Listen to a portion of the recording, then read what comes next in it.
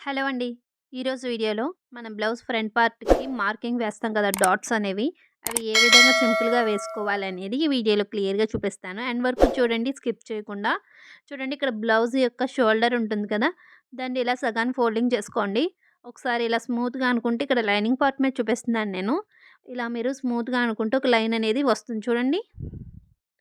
అక్కడ లైన్ అనేది డ్రా చేసుకోండి ఇక్కడ స్కేల్‌తో నేను చూపించినట్టుగా. ఈ విధంగా ఒక లైన్ అయితే మనకి షోల్డర్ మిడిల్ పాయింట్ అనమాట. తర్వాత మనం ఇలా ఈ బ్లౌజ్ ఫ్రంట్ పార్ట్‌ని ఈ విధంగా సగానికి ఫోల్డింగ్ చేసుకుంటే మనకి ఇంకొక లైన్ వస్తుంది. ఈ ఈ లైన్ వచ్చేసి మనకి అడ్డంగా వస్తుంది చూడండి. ఇదొచ్చేసి ఇలా మాట. ఇప్పుడు మనకి ఒక ప్లస్ సింబల్‌లా వస్తది చూడండి. ఇక్కడ ఈ ప్లస్ సింబల్ ఏదైతే వచ్చిందో అది మనకి చెస్ట్ పాయింట్ అన్నట్టుగా ఫస్ట్ సెంటర్ పాయింట్‌గా ఉంచుకోవచ్చు.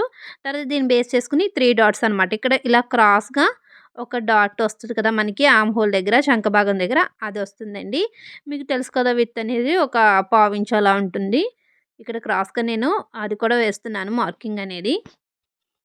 దీని తర్వాత మనకి నెక్స్ట్ పాయింట్స్ ఎక్కడ వస్తాయో చూడండి. నెక్స్ట్ ఇక్కడ మనకి ప్లస్ సింబల్‌లో అటొక లైన్, ఇటొక లైన్ ఉంది కదా! ఒకసారి మీకేమైనా డౌట్ ఉంటే ఒకసారి ఆది బ్లౌజ్‌తో కూడా చూసుకోవచ్చు. ఒకసారి ఇక్కడ చెస్ట్ పాయింట్ వచ్చేసి 10 ఇంచెస్ వచ్చిందనమాట.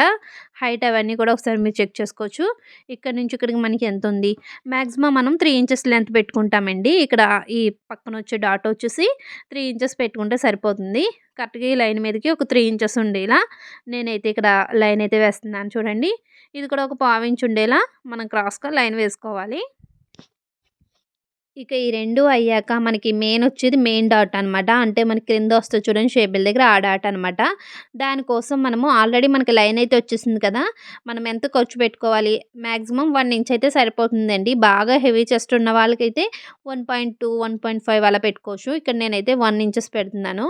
అటు 1, ఇటు 1 పెట్టాం కదా! హైట్ వచ్చేసి 2 ½ పెట్టుకుంటే సరిపోతుంది. ఆల్మోస్ట్ అందరికీ కూడా 2 ½ సరిపోతుంది. మరి కప్ సైజ్ పెద్దగా ఉండాలి అనుకున్న వాళ్ళు కొంచెం ఒక 2 పాయింట్స్ పెంచుకోవచ్చు. ఇక్కడ నేను ఇది హ్మ్. ఈ బ్లౌజ్ సైజ్‌ని బట్టి పెడుతున్నాననమాట. మాక్సిమం అయితే 2.5 పెట్టుకుంటే సరిపోతుంది. ఈ విధంగా ఇటు 1 ఇంచ్, అటు 1 ఇంచ్ పెట్టుకున్నాం కదా! ఈ రెండిటిని కలుపుతూ ఒక స్ట్రెయిట్ లైన్ క్రాస్‌గా లైన్ అయితే వేసుకోవాలి. చూడండి ఇవి మెయిన్ మన ఈ ప్లస్ సింబల్‌ని బేస్ చేసుకొని 3 డాట్స్ కూడా వేసేసాము. మనం ఆది బ్లౌజ్‌తో అయినా కొలుచుకోండి. లేదు అంటే ఒకసారి ఈ విధంగా ట్రై చేసి ఒకసారి మీరు మార్కింగ్ వేసుకొని స్టిచ్ చేసుకోండి. కరెక్ట్‌గా వచ్చేస్తుందనమాట. ఇంకా మీకు ఇవి డాట్స్ అవి మిస్ అవ్వకుండా ఇక్కడ నేను చిన్న చిన్న టక్స్ అయితే ఇస్తున్నాను. మీకు ఫ్రంట్ పార్ట్ ఎలా మార్కింగ్ చేసుకోవాలి, అసలు ఫ్రంట్ కటింగ్ ఎలా చేసుకోవాలి, బ్యాక్ కట్ ఎట్లా చేసుకోవాలి అనేది కూడా నేను నెక్స్ట్ వీడియోస్‌లో పోస్ట్ చేస్తాను. ఈ వీడియో కనుక మీకు నచ్చినట్లయితే యూజ్‌ఫుల్‌గా ఉంది అనిపిస్తే తప్పకుండా లైక్ చేయండి. ఈ వీడియోని స్కిప్ చేయకుండా చూడండి. మంచి మంచి పాయింట్స్ అయితే ఉన్నాయి కదా! అలాగే ఆల్రెడీ స్టిచ్చింగ్ వీడియో పెట్టాను. బ్లౌజ్‌కి సంబంధించిన చాలా వీడియోస్ ఉన్నాయి. అన్నీ కూడా చూడండి. లింక్స్ అన్నీ కూడా మీకు డిస్క్రిప్షన్‌లో ఉంటాయి చూడండి.